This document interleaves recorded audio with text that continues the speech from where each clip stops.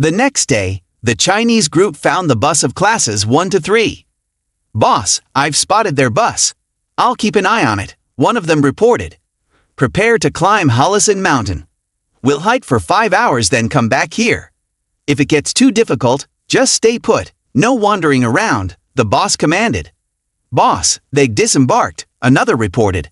"I'm still tailing them." Later, Victor and group were strolling when suddenly, they encountered the group of Chinese students from the previous day, blocking the path. "What do you guys want?" Victor asked.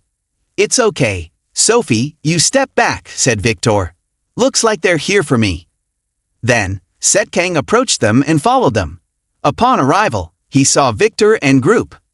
Quickly, the boss of the Chinese students appeared and asked a member who knew Korean to translate his words. "Tao feels ashamed because Tao's men lost to you Koreans. Tao will challenge you solo. Who's stepping up first?" Victor turned to his two friends. "This time, let me go first. I'll show them some manners." Victor swiftly threw a surprise punch, but his opponent dodged it and countered with a punch to his stomach, causing him to double over and fall to the ground. Surprisingly, the boss knew Chinese martial arts, making the fight challenging. Watching this, Group and SetKang realized it wouldn't be easy like the previous encounter. The next one to step up was SetKang. He jumped and attacked with lightning speed, but his opponent agilely dodged his moves. Despite his bulky stature, the boss moved swiftly, nearly landing hits several times. With just a kick, the boss pushed SetKang back 10 meters. However, SetKang felt exhilarated with each blow, relishing the challenge. Meanwhile, Sophie ran to find their homeroom teacher and recounted what was happening. The driver and Junkim, seeing this, realized something was amiss. "Is it the young master?" the driver wondered, hoping it wasn't. At that moment, SetKang and the Chinese boss were still exchanging blows, with the boss demonstrating formidable martial arts skills. However, neither side could gain the upper hand, leaving everyone in awe. The driver and Junkim arrived, astonished by their combat skills. "Are they really students?" Junkim marveled. The young master almost defeated Peter once. Back to the fight, the boss was hit in the stomach by SetKang, causing him to stagger back. Seizing the opportunity, SetKang grabbed his collar and headbutted him hard on the forehead. However, just as SetKang was about to finish him off, an elderly man with a ponytail intervened, resembling a character from a forest-themed movie. "You lose. Step aside," he ordered SetKang. "If the young master gets injured, it'll be troublesome for me." "Be quiet. How can I lose to these Koreans?" SetKang retorted. Taking advantage of their distraction, SetKang charged forward and delivered a powerful punch to the boss's face, nearly knocking him out.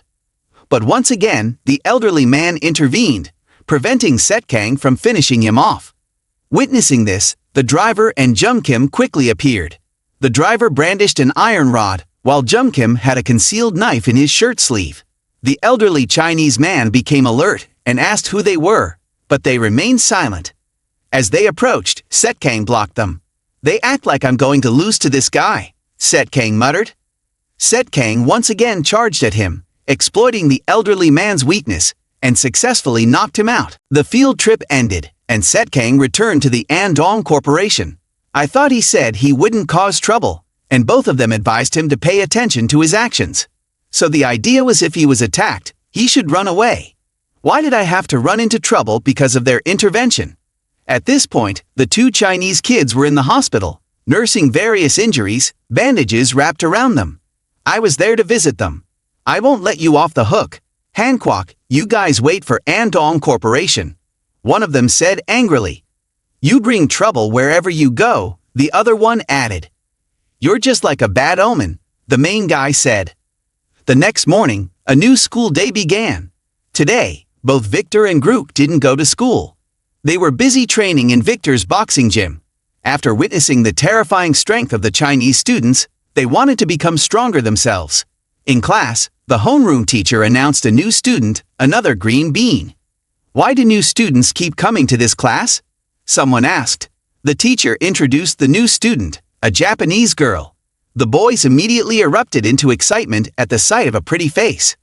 "Hi, I'm Akira," I hope you'll help me, she said. Report back to the chairman. She has successfully infiltrated, someone whispered. Remind her to be extremely careful. If that scumbag disappears, we'll invade Hancock, another added. The class was going crazy with excitement because the new student was a foreigner, and she had a doll-like face. However, Sophie noticed that Akira's eyes were always on SetKang. Could Akira be interested in him? Sophie suddenly stood up and ran over to SetKang's seat amidst everyone's astonishment. Do you want to go for coffee with me? Let's go eat something delicious, she said to him. Watching their silhouettes leaving the classroom, Akira remained calm, smiling. It seemed like she had some kind of plan.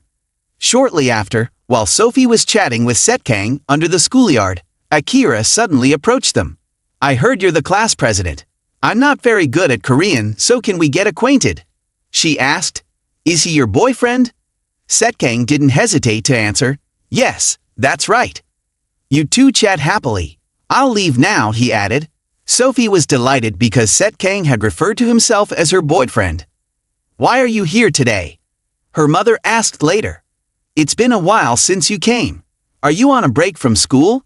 Her mother continued, Today, a new Japanese student transferred to your class. She must be very pretty, right? It was the first time she mentioned a girl, so her mother didn't object. She seems quite mysterious. She gives off the same vibe as you, she added, her eyes suddenly becoming very serious. The next day, the lock on the top floor of the school had been broken, and the one responsible was none other than Akira. She was standing high above, silently observing every move SetKang made, eager to see how he would escape her grasp this time. After speaking, Akira pulled up her skirt, concealing something underneath. As she assembled the components together, it turned into a weapon. However, before Akira could act, someone appeared on the rooftop.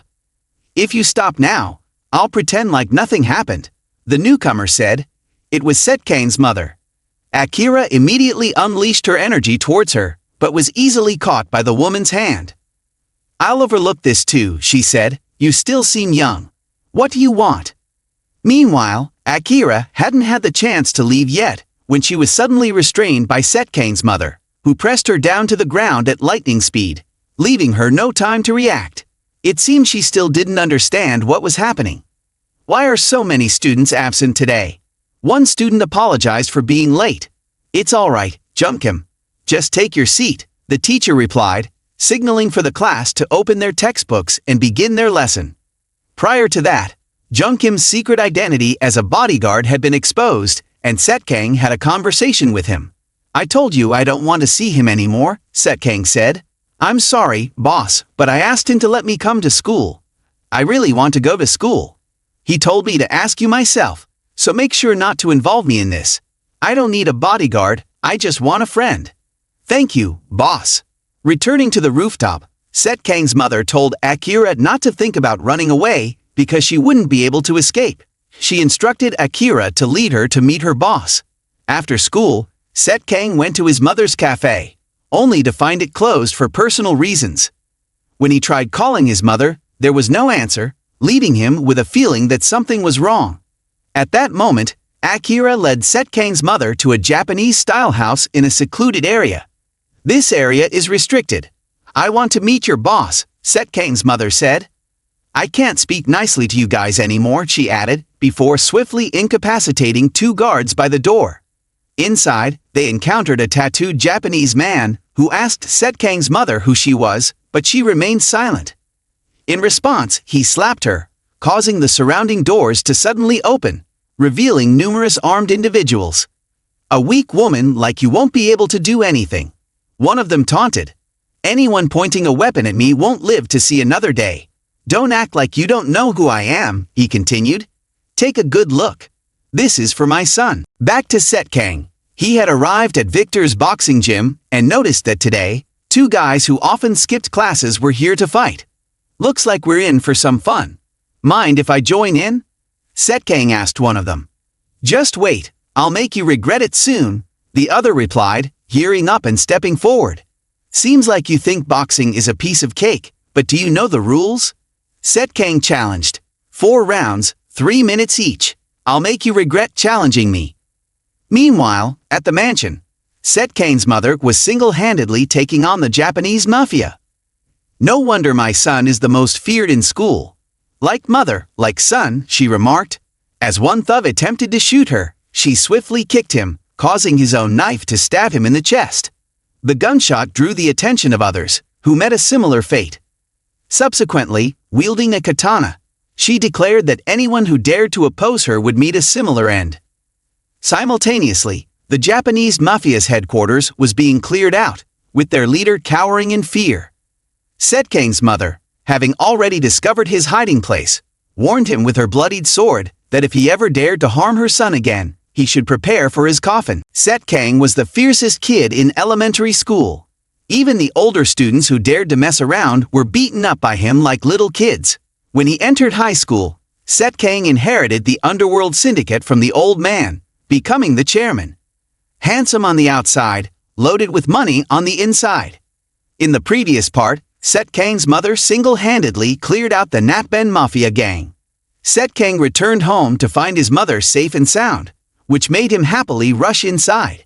But he discovered that little Akira was working part-time at the shop, raising strong suspicions.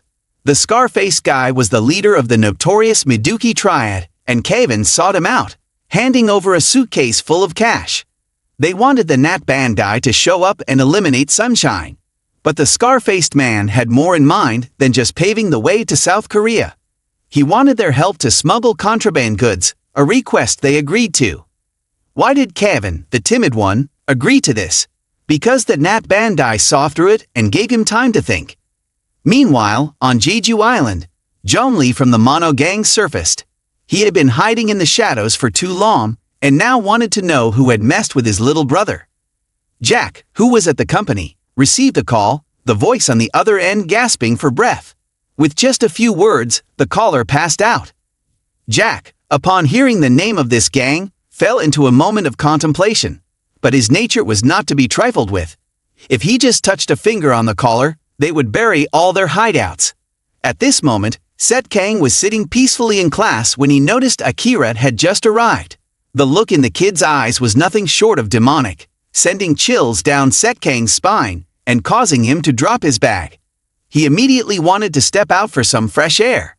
He observed two people walking together, with little Sophie lurking behind, trying to eavesdrop. Meanwhile, SetKang was confronting the kid who had inexplicably shown up at his mother's cafe. Speaking softly, SetKang couldn't get a word out of the kid, which infuriated him to the point where he wanted to force an answer out. This caused the girl from the other family to burst into tears, and even Sophie had to step forward to assess the situation. But even SetKang himself didn't understand the commotion that was unfolding. Meanwhile, on the other side, the Scarface guy returned to the base only to find it deserted. He immediately went to find the leader of the Sunshine Gang, who was sitting in a desperate state on the floor. Though he didn't know what was happening, he relayed a message from the Kotrang Gang. They were planning to attack Sunshine. Hearing this, the leader sweated profusely, feeling as scared as a cornered animal. He urged his men to take action, and they all gathered around, causing the Scarface guy to furrow his brows, wondering what was going on. As SetKang was preparing to leave, he was intercepted by 4 club leaders who all insisted that he join them. SetKang didn't hesitate to confront any of them. Up above, the student council president, Johnson, was witnessing everything unfold, determined not to give SetKang a moment's peace. Seeing them gather around him, SetKang remained calm, as if unaffected by their barking. He had more important matters to attend to. This enraged the Taekwondo club captain, Beizu, who accused SetKang of relying on his association with Johnson to face the world with arrogance. Even the judo club captain, Sam Toy, chimed in, telling SetKang to mind his own business, but SetKang paid them no heed. When Beizu got agitated and confrontational, Jack couldn't resist showing his intimidating demeanor, clenching his mouth shut. As Beizu prepared to charge, he was stopped by the Taekwondo captain. Beizu wanted to initiate a friendly match first and pulled out a wooden sword. It was Jack's first time facing this form of combat, yet he smirked arrogantly. As the sword came close to his face, Jack simply dodged it, earning himself a smirk. When Beizu swung from above, Jack ducked below, offering him a cheerful smile, frustrating Bezu. By now, Johnson had arrived, standing behind Jack. He ordered his crew to gang up on Jack, but suddenly, Jab appeared by Jack's side, followed by Karat. Seeing the two of them standing together, Johnson began sweating nervously, realizing he was in trouble. Down below, Scott was swiftly defeated by Jack with a single move. Just as Bezu attempted a sneak attack from behind, he was restrained by the Taekwondo captain Danyan. Thinking that one person in front and one behind was enough to guarantee victory, the group was stunned when Jack grinned with amusement. He then thrust his head into the face of the assailant, grabbing his groin and giving him a stern warning. He then tossed him aside and turned to Jaebi, instructing him to deal with the two attackers. As Jaebi and Karat dealt with their adversaries, Jack observed with amusement, then delivered a powerful punch to Johnson's face, sending him crashing to the ground. Everything unfolded in the blink of an eye, leaving everyone dumbfounded. Jab and Jack emerged victorious, boasting about Jack's past achievements, leaving Johnson feeling humiliated.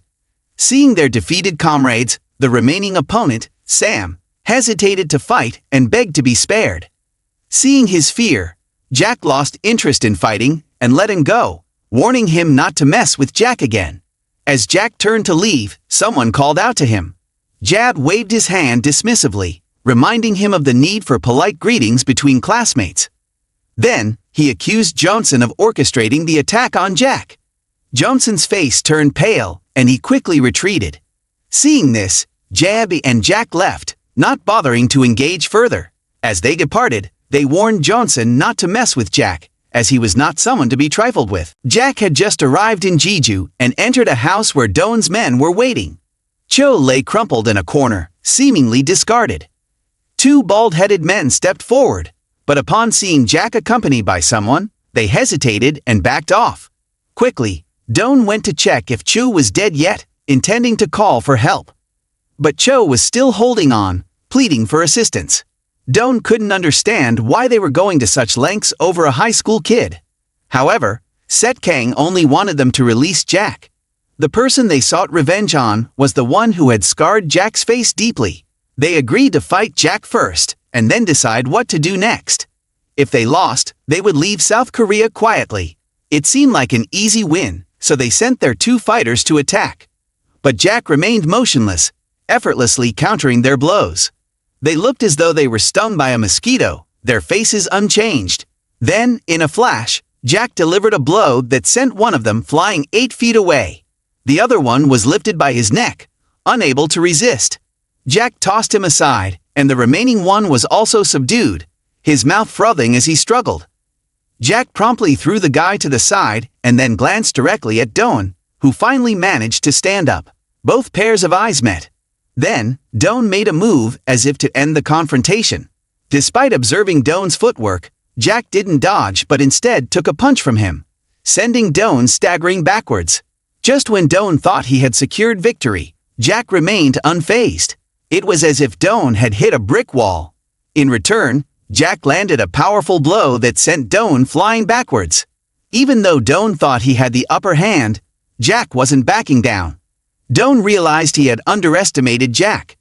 However, Jack was determined that next time, Doan wouldn't be so fortunate. Meanwhile, the individual representing the boss approached respectfully, acknowledging Doan's defeat. He whispered something to Doan, who reluctantly complied, although he didn't agree with it. They decided to withdraw, with any personal damages being compensated by their boss. Afterwards, they left the scene. Doan remained steadfast, refusing to give in, but Jack was determined that next time, Doan wouldn't escape with his life. Meanwhile, while SetKang was lying there, Sophie called, demanding to go watch a movie to please her. Yu agreed, charmed by her eager expression. Happiness is contagious after all. On another note, Akira was being scolded by his mother to carry their luggage up the mountain. Exhausted, he encountered a chubby kid named Na, whose appearance made Akira obediently follow instructions. SetKang's mother could only sigh deeply, feeling exhausted after the 82 trials they had faced. Finally, they reached a temple where they met a master, whom she referred to as Master. Suddenly, a mischievous kid appeared, causing trouble. After being friendly with Akira, the kid's demeanor changed abruptly, leaving Akira bewildered and compliant. As SetKang and Sophie were about to enter the cinema to watch a movie, they were suddenly caught by Sophie's father.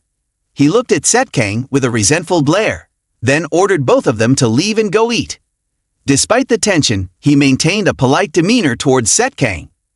Meanwhile, Akira, feeling despondent on the temple, contemplated drastic actions. Suddenly, the mischievous kid from earlier seemed to be mocking him, laughing in a way that made Akira question the nature of this place. Inside, SetKang and Sophie were quietly discussing leaving Akira behind for a few days to be disciplined by the master, hoping he would return transformed. Afterward, SetKang's mother performed a ritual and left. Sitting in the cafe now, there were only 2 men left.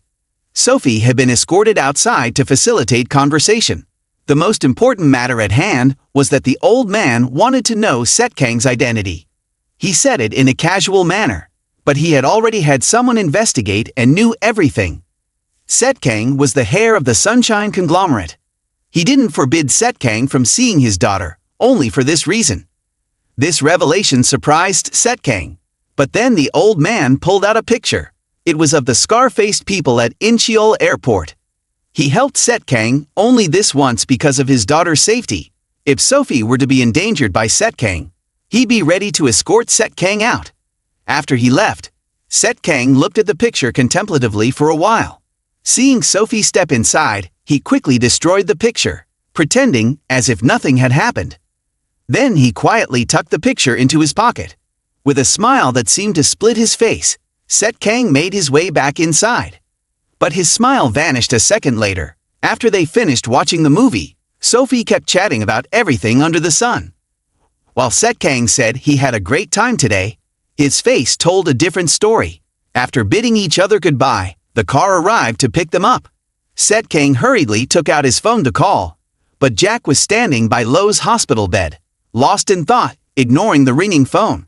Seeing Jack's indifference, SetKang tossed the crumpled photo aside and went to find them.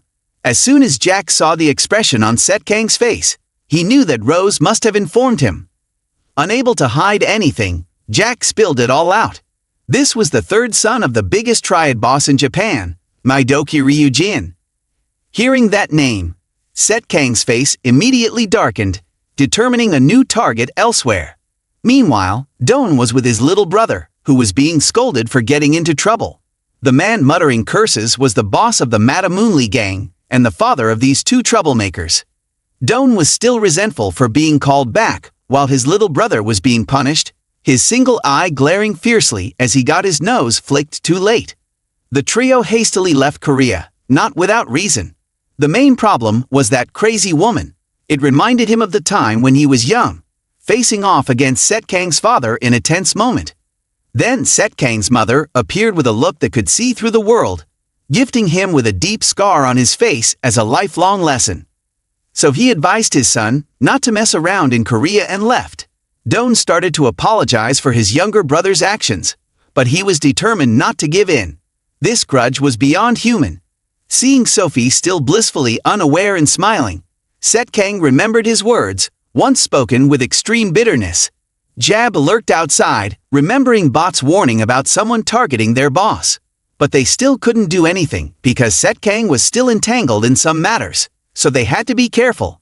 But as for Jabi, if things got messy, he'd cut ties. But they had to keep an eye on SetKang honestly. Just as he had praised the beautiful weather today, John and Victor were striding into the school. But they didn't directly confront SetKang, instead heading to the principal's office. Then they asked the principal to make an announcement calling SetKang to the gym after school. Without waiting any longer, SetKang immediately stood up to find them. As soon as he arrived, he saw the teacher and the 2 others. He went straight to them, curious about why they had summoned him. John probably wanted to have another showdown with SetKang. Seeing SetKang lost in thought, Victor goaded him, insinuating that he wasn't backing down like a coward. But SetKang didn't care about their reasons. He just wanted to fight. JB followed SetKang, but stayed outside to observe. Both parties began to warm up, but when they handed gloves to SetKang, he declined. This was just a regular sports match, and if anything happened, he would take responsibility. Four eyes met without a word. John threw a punch aimed at SetKang's face, but SetKang easily blocked it with one hand and retaliated, causing John to dodge. The two exchanged blows swiftly. A lackey announced that they had found SetKang for the scar-faced leader of the triad. Despite John's every punch being effortlessly blocked, SetKang seemed to be toying with him, smiling cheerfully. Then, quickly, he delivered a blow that knocked the scar-faced guy backward. However, to SetKang's surprise, John managed to stay on his feet and counter with lightning speed. SetKang had to admit that this guy was strong. He had shown his strength since his freshman year, a fact well known among the senior students. However, even the teacher hadn't expected SetKang's sudden appearance and prowess. Not only did SetKang block all of John's attacks, but he also counterattacked in the blink of an eye. Just as SetKang was about to deliver a finishing blow, John managed to fend it off and shield himself. He was completely overwhelmed and could only stand there taking the hits. Luckily, the teacher intervened just in time because lunchtime was over. SetKang looked at John, panting like a dog, then turned and left, but not without teasing him a bit more. He promised to meet again. Watching everything from outside, Victor was sweating profusely from witnessing the onslaught. Meanwhile, the Scarface guy was discussing with a member of the Shin family. After confirming their deal, he mobilized a bunch of cars to go get food. At Incheon Airport, the Chinese faction of the Matamoonli gang continued their argumentative behavior, causing a scene and attracting attention. Upon seeing SetKang's picture in his uniform, they became agitated and began searching for him. Meanwhile, SetKang remained peacefully in his classroom, paying no attention to the board, but rather gazing at the sky and clouds. JB, on the other hand, stuck to his daily duty of observing outside as a guard. Suddenly, Jad noticed a line of buses pulling up to the school gate. Since they were all passenger buses, he didn't immediately understand what was happening until they stormed the gates and flooded in like ants, overwhelming everything in their path. Standing by, ready to greet Scarface, SetKang had just heard about the death of his aunt. Scarface threw his unfinished cigarette to the ground, and the bald-headed guy standing by the door immediately became alert. As Scarface's men surged forward into the school, the bald-headed guy still stood firm. Scarface approached him, pushing him back into his chair and demanding to see SetKang. The bald-headed guy remained silent, not wanting to waste his breath, and instead grabbed Scarface's collar, pulling him towards the gate. Rose remained unfazed, calmly marking the tree with her hand as her whip extended and shot towards the gate. However, due to her short stature, she got entangled and fell into the pond, painfully hitting the ground. Despite the pain, she managed to call for backup. Meanwhile, J.D., who was diligently sitting in class, received a message from Rode informing him that the troublemakers were here. He immediately stood up, causing a stir among the students, then pretended to calmly ask to leave the room, but he couldn't escape SetKang's watchful eye. In the gym, John and Victor were still contemplating life. John believed that their opponent needed more training to win, but Victor stubbornly insisted that they hadn't lost yet, attributing it to not being in their wrestling element. Suddenly, the door was kicked open, and Scarface's gang members barged in, dragging someone along. Both John and Victor sensed trouble. However, to their surprise, the gang members started inspecting a picture they brought with them, realizing that there were only two people in it. Just as they were about to leave, they were stopped in their tracks. John was curious about their intentions and confronted them. Then, without hesitation, he and Victor stepped forward to face them. The gang members split up to search for SetKang, planning to comb through the school. Just as they were about to head upstairs, Jay, who had been waiting, intervened. Seeing Scarface's gang suddenly appear, he stood his ground, ready to answer their questions.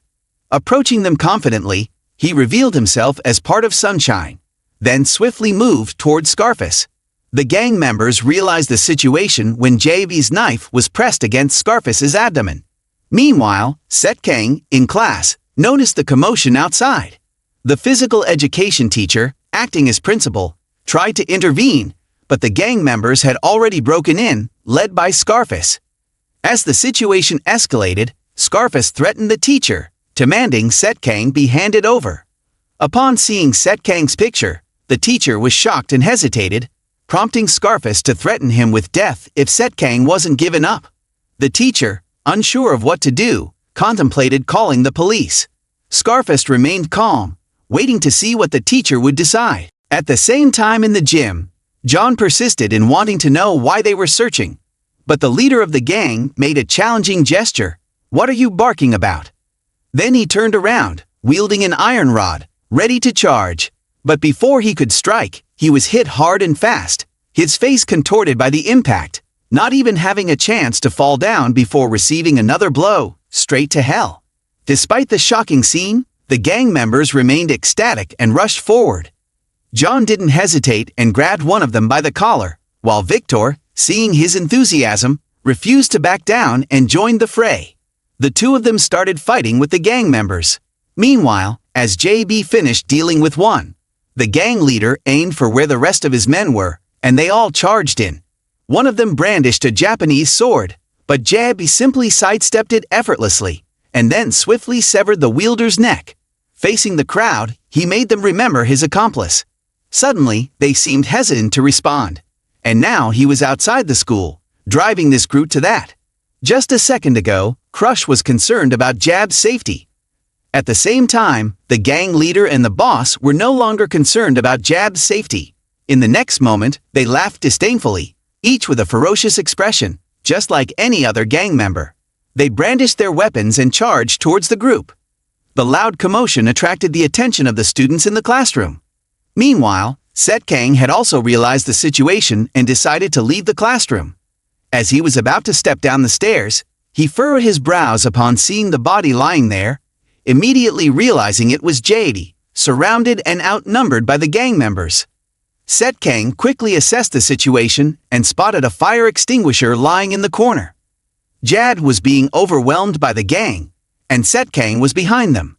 He grabbed the fire extinguisher and aimed it straight at the gang leader's head, shouting a warning. Someone in the crowd recognized SetKang from the picture they were looking for and ordered everyone to attack him. Seeing the gang members approaching, SetKang swiftly pulled out a bolt and sprayed it towards them without hesitation, even giving them the fire extinguisher to use. Then, he skillfully maneuvered his way into the smoke-filled area, where he couldn't tell what was happening inside.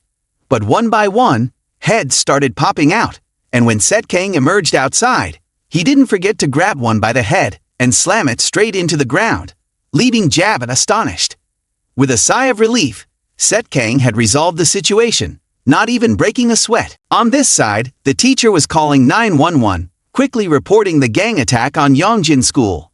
However, when the police heard about it, they cited a lack of manpower and couldn't respond in time. In reality, they didn't seem to believe or care much about the situation. Seeing the desperate teacher making the call, the gang leader unilaterally cut off the line. The scar-faced man approached with a satisfied smile, but then someone barged in, interrupting his amusement, to announce that SetKang had been found. This further heightened the leader's sense of urgency. All of them had already suffered significant injuries, but they still weren't afraid and continued to gather their forces. Jed couldn't reach Jack by phone but sent him a text to inform him. Upon hearing this, Jack became furious and immediately rallied others.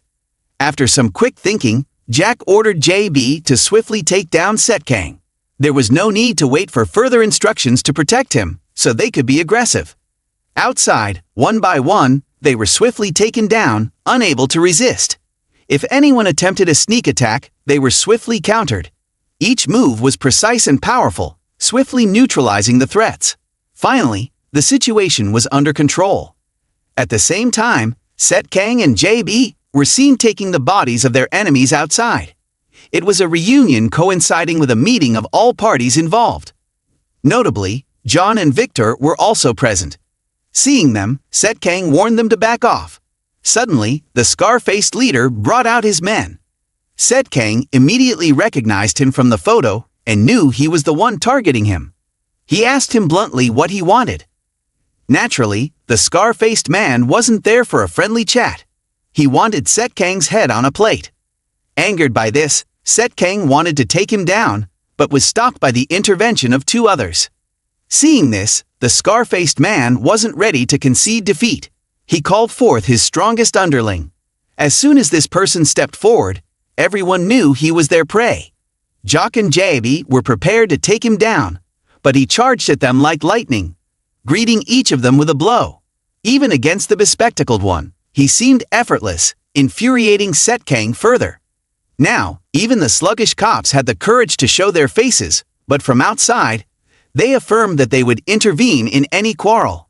Just as they were about to leave for a drink, a sudden realization struck someone. A police officer went to check inside the gate and found the bald one lying crushed on the ground. Looking past the parked cars nearby, they knew something had happened. They quickly reported it to their superiors, but before they could finish, they heard the screeching of brakes. A black car pulled up, and out stepped White, the branch manager of Sunshine in China, accompanied by a team of people. Seeing the gangsters converging, the police hesitated, but before they could intervene, another convoy arrived. This time, it was the branch manager of Songnam Jonas, summoned by the big boss himself. Not only them, but 500 of their men came along, all fierce-looking individuals. White immediately called Jack to confirm the next steps. Jack was already en route via helicopter, ready to return and take control. As soon as the bespectacled one finished dealing with the other two, SetKang found himself face to face with him. Four eyes met, but before any greetings could be exchanged, the screams of the other two disrupted the atmosphere. Despite being beaten up badly, Road and Jabi were still eager for a fight. However, SetKang suddenly stopped them and then broke into a smile. He knew he would be the one to teach this bespectacled guy what respect meant. Seeing him in a defensive stance, SetKang was about to call for a ceasefire when the guy's hand swept past him, saying he thought he was faster, leaving a cut on SetKang's face. SetKang hadn't caught up to his speed yet, but he kept on attacking, and the bespectacled guy kept on dodging. The audience outside was sweating just watching, and the students in the classroom were captivated, some even recording the scene. Meanwhile, the teacher was calling the police, but then Sophie appeared, asking to join the fun. Despite SetKang's warning not to leave the classroom, the teacher allowed her to go down.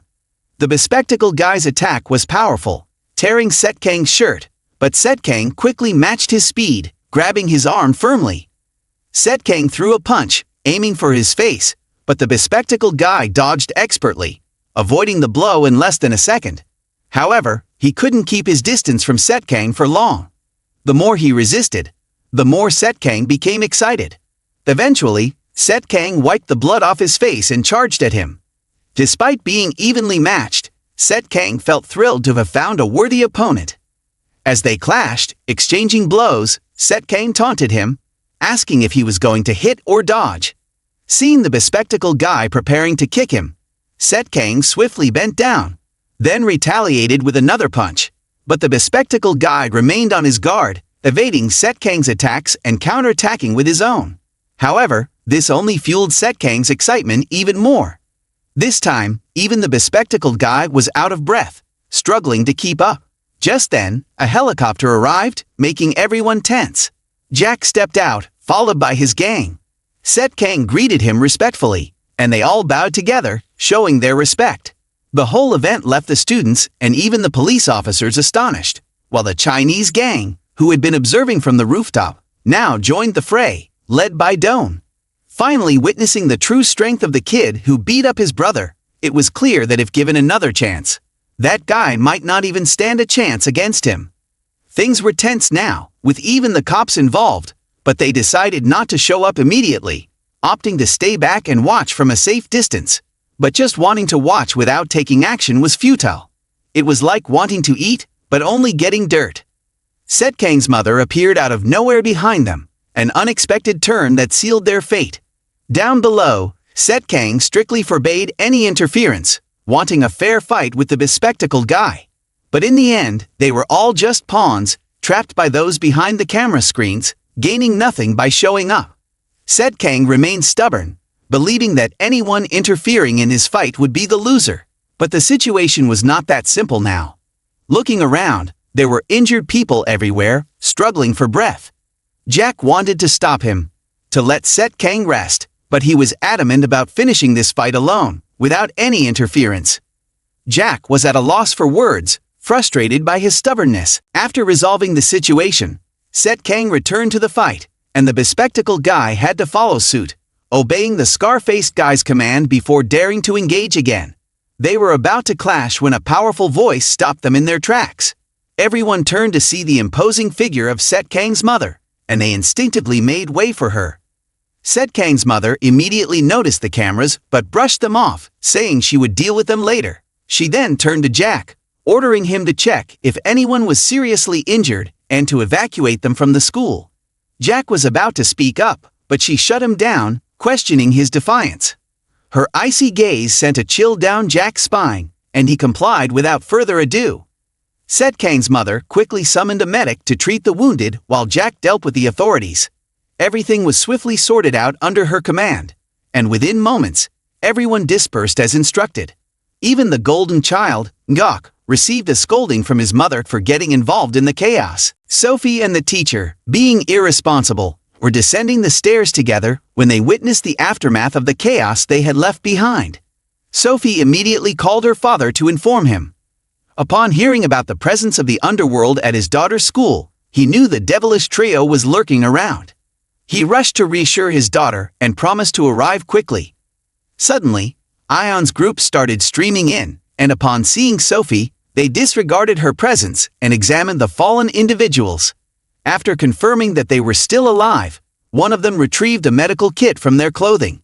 It was uncertain whether they would survive after being treated by him.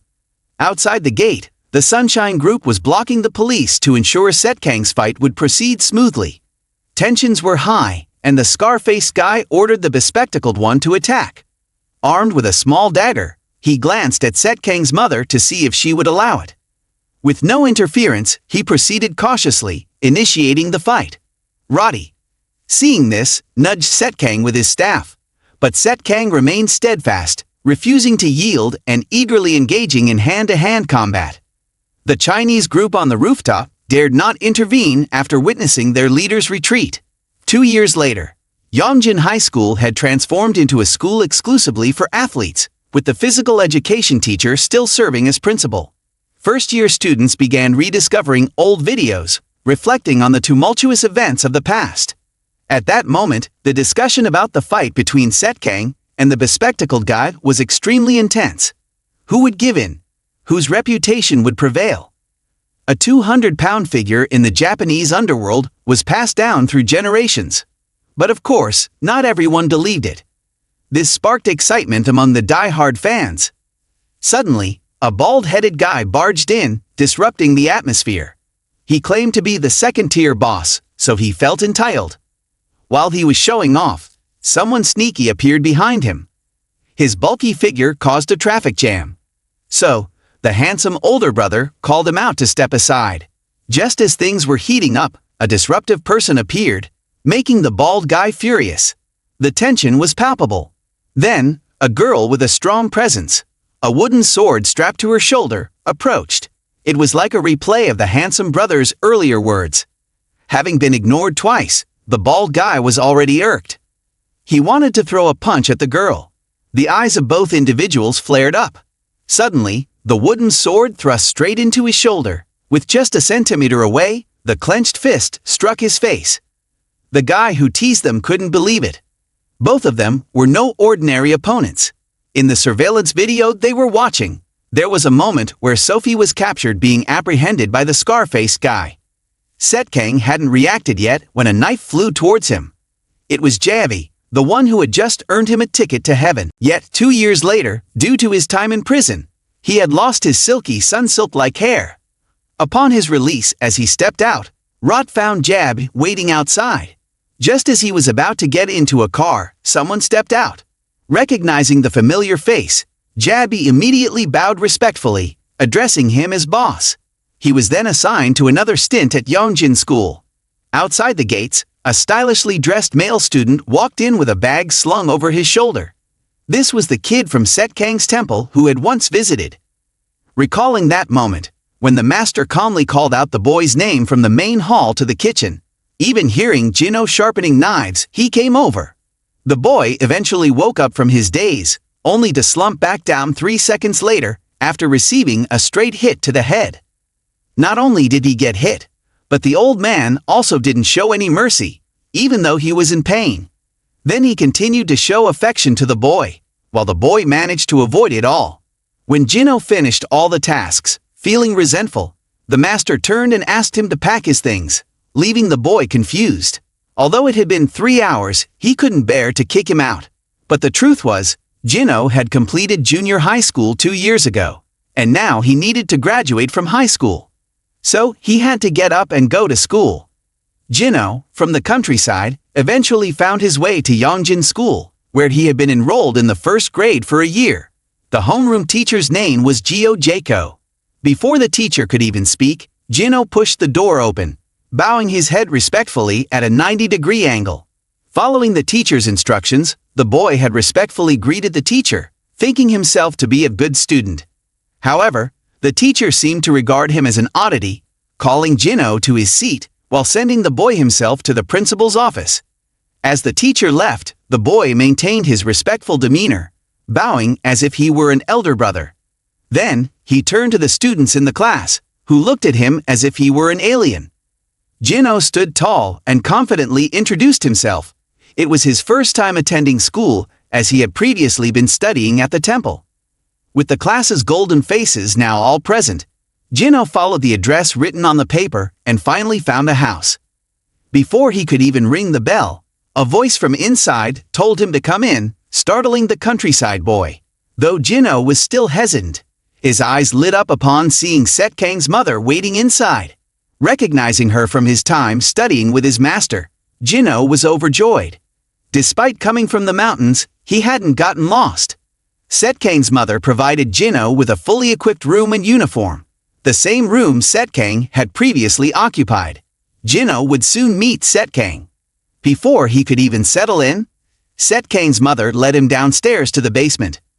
After lighting the 4 corner lamps, the room was illuminated, revealing various weapons and equipment. SetKang's mother wanted to assess Jino's abilities and asked him to choose a weapon. However, he remained silent, unwilling to engage in combat to avoid harming her. Jino's eyes, no longer sparkling, showed only cold determination. He had been taught never to lose in combat. Jino's reaction pleased SetKang's mother immensely, eliciting a confident smile from her. She was certain he wouldn't lose. In the meeting room, the club presidents had gathered.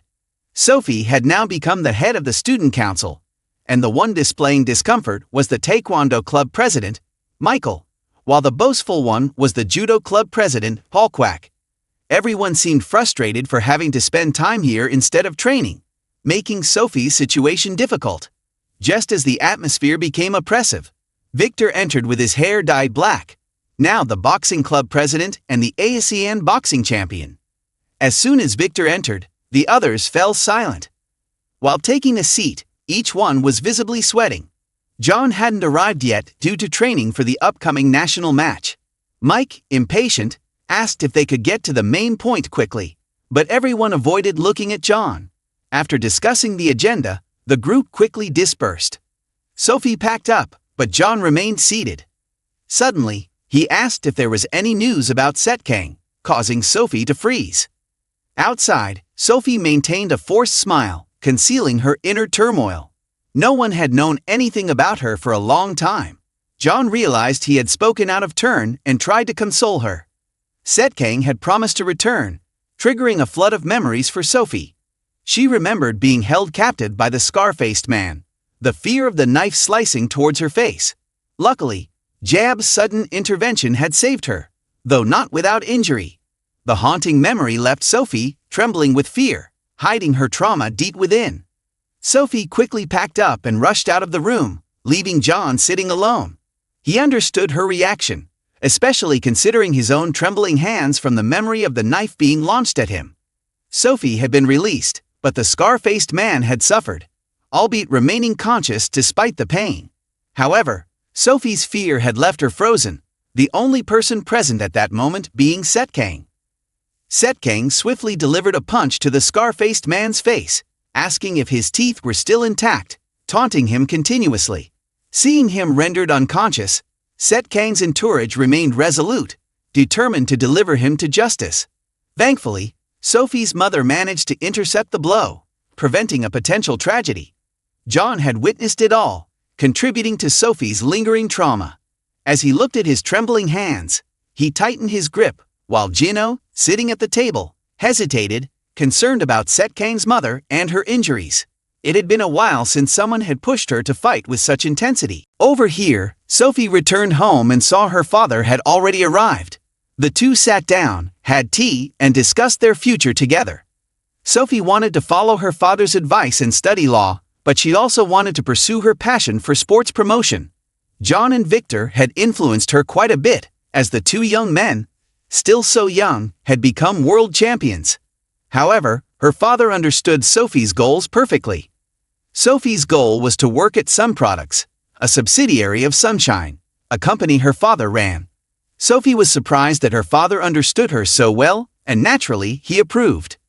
Now, even if Sophie wanted to plead, he wouldn't change his mind, as he didn't want his daughter to face any more danger ever again.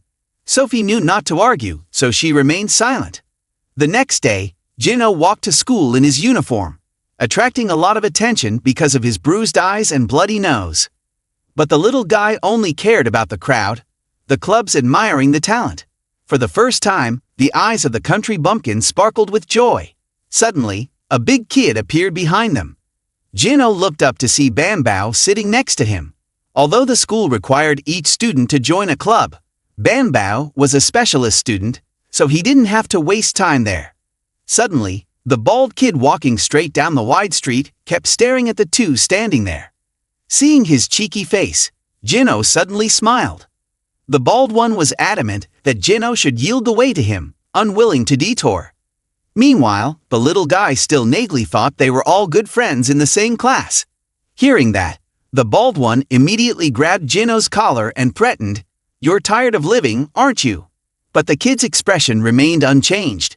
Seeing that, the guy seemed to want to confide in him privately. Jino complied and followed him to a secluded corner of the school.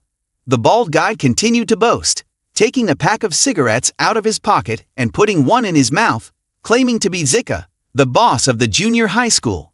However, Jino, who had just come down from the mountain, had never heard of him before. Suddenly, the little guy reached out and snatched the cigarette from his mouth, grinning mischievously as he held his own cigarette in his hand, which infuriated the bald guy, causing him to clench his fists and try to punch Jino. But Jino saw the punch in slow motion.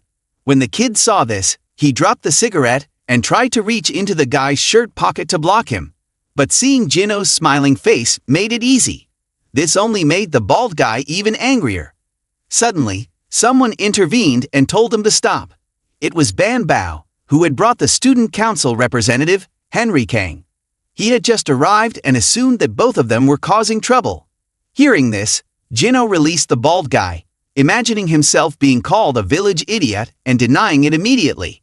The guy thought his family had a grenade stashed next to them, bragging about being the student council representative and a top wrestler to intimidate others, using his older brother's reputation, Joan Choi, to dominate. Seeing this, the bald guy bowed, but Jino still didn't understand what was going on and stood there dumbfounded. When he heard the guy sweet-talking, Jino understood what life outside of society was like. Now the little guy finally paid attention to Banbao, who was still standing behind him, knowing that his classmate was concerned for him. Jino happily regarded him as a good person. John, on the other hand, was vigorously training with a sandbag, throwing it against the wall without any remorse once he exhausted its usefulness. Throughout his training, there was always a physical education teacher supervising. Suddenly, Akira walked in.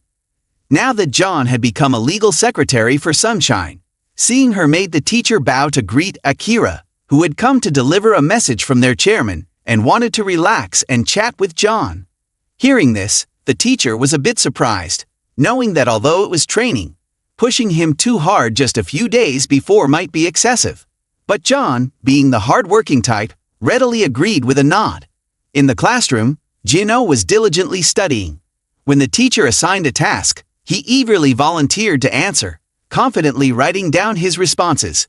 Praised for his effort, Jino blushed and smiled shyly. These things were taught to him back in the mountains. And now Jino was enthusiastic about learning in a different environment. He introduced himself as someone who lived in the mountains with a great teacher.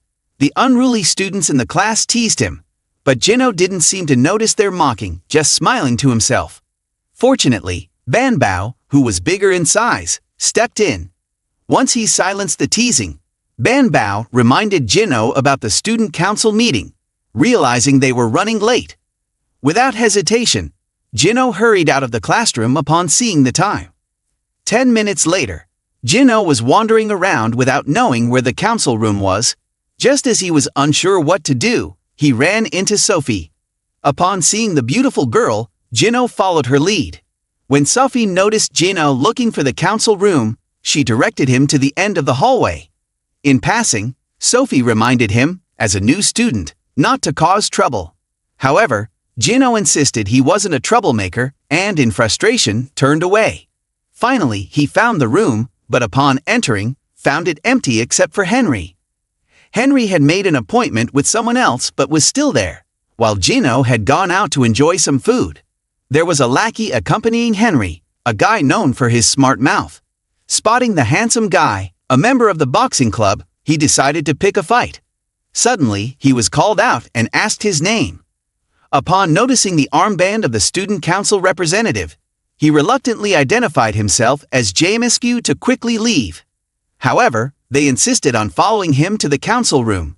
Inside, Jino was waiting, and upon seeing the stony-faced Henry walk in, he immediately protested that he wasn't a troublemaker, making Henry break into a sweat.